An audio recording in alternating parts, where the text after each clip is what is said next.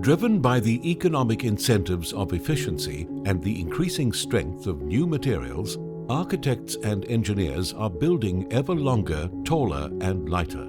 In the particular case where the structure is designed for human use, such as footbridges, grandstands or open-plan offices, this trend is further stimulated by the relatively small service loads involved.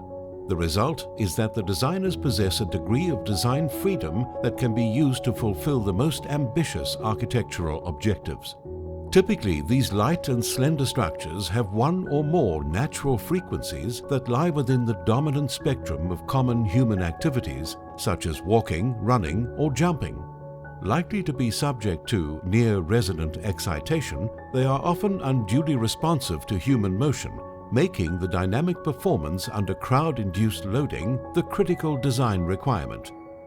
Although these issues of vibration, comfort and safety have been a focus during the past 2 decades, designers are currently forced to rely on what are assumed to be conservative equivalent load models, extrapolated from single-person force measurements. Furthermore, human structure interaction phenomena remain largely unexplored and hence are not accounted for. In response to the urgent need for validation and improvement of the currently available load models, Catherine van Nimmen used her PhD research to investigate vertical human-induced loading and the associated interaction effects. A first essential element in the prediction of the structural response to pedestrian excitation is a numerical model of the structure describing its dynamic behavior. A state-of-the-art numerical technique to predict natural frequencies and mode shapes is the finite element method.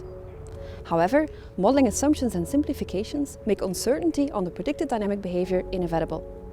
In the framework of my PhD research and the research projects Optris and Tricom, an extensive dataset was collected documenting the experimentally identified and the numerically predicted dynamic behavior of 12 footbridges. Through application of model updating techniques, relevant modeling uncertainties were identified and quantified.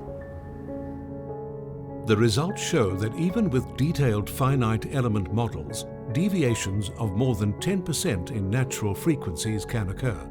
These deviations mainly stem from modeling uncertainties such as poor prior knowledge of both material properties and, more significantly, the stiffness of the boundary conditions.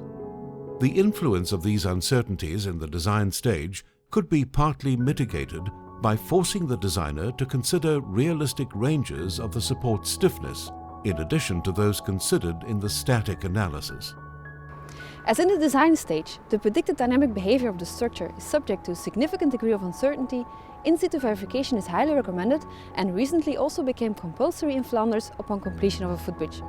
The identified model characteristics are not only useful for verification and validation, but also facilitate optimal tuning of damping devices when considered necessary.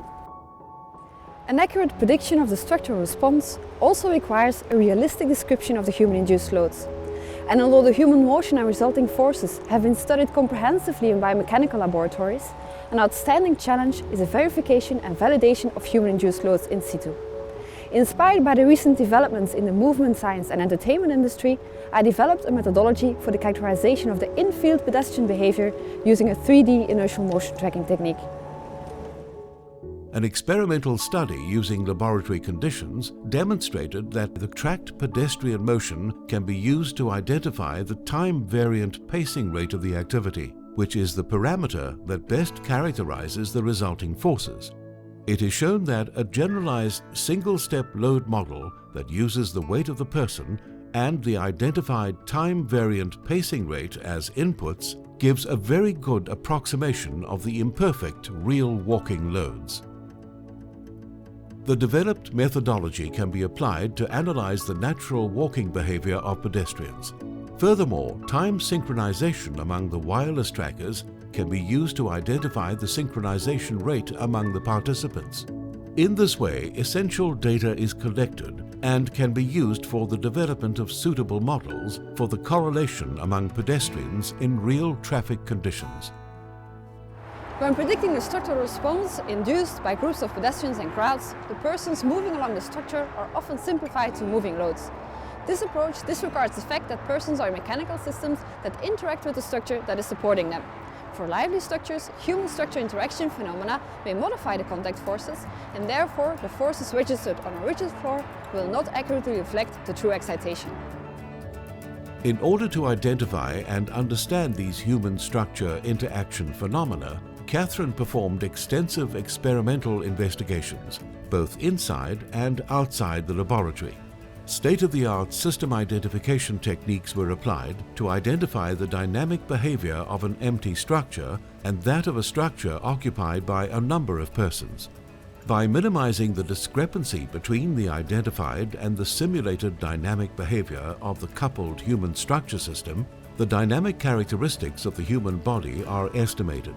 It is shown that the low-frequency dynamic behavior of the human body in the vertical direction can be represented by a highly damped single degree of freedom system with mechanical properties that largely depend on body posture. To verify the numerical findings, a comprehensive full-scale experimental study was performed on 2 real footbridges. It is shown that the coupled human structure model is able to reproduce the experimentally identified dynamic behavior of the coupled system. Furthermore, the proposed parameter estimation technique is elegant, applicable to the structures of interest, and can be used to identify the relevant dynamic properties of a crowd. To complement the experimental observations, I performed a comprehensive numerical study to evaluate the impact of human-structure interaction for a wide range of footbridge and crowd parameters. It is demonstrated that the most significant parameter is the effective damping ratio of the coupled crowd structure system, which is much higher than the inherent structural damping ratio. This is particularly relevant for most of the footbridge with a natural frequency close to the natural frequency of the human body and for low values of the structural model mass and model damping ratio. This fundamental insight into the interaction between the crowd and the structure enables to formulate simple rules of thumb that can be applied by engineers to assess the impact of interaction without the need to perform extensive calculations. To account for these interaction effects in the prediction of the structural response, a crowd model is introduced where the contact force between the pedestrian and the structure is decomposed into a force as induced by a pedestrian on a rigid floor and an interaction term which is determined by the mechanical interaction between the human body and the structure. The structural response is then evaluated by Monte Carlo simulations to account for the inherent variabilities of pedestrian excitation. It is demonstrated that accounting for human structure interaction leads to a significant reduction in the structural response. Again, this reduction is most relevant for modes of the structure with a natural frequency close to the natural frequency of the human body and for low values of the structural model mass and model damping ratio. Furthermore, it is shown that simplified force models may lead to unrealistic high vibration levels. These levels are not reached when human structure interaction is accounted for.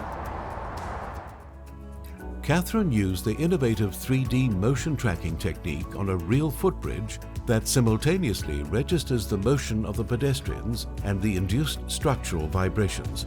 By comparing the experimentally observed and the numerically simulated structural response, it is demonstrated that the measured walking behavior and synchronization among the pedestrians constitute an essential input for the simulation and verification of human-induced loads. Furthermore, taking into account human structure interaction leads to lower response values that are in much better agreement with the experimental observations. For the case of large crowds, however, the introduced numerical model leads to a time-invariant system with a high system order and thus involves a high computational cost. In my PhD, I also focused on the development of efficient prediction models. It is demonstrated that the detailed moving crowd model can be well approximated by a time-invariant crowd structure system.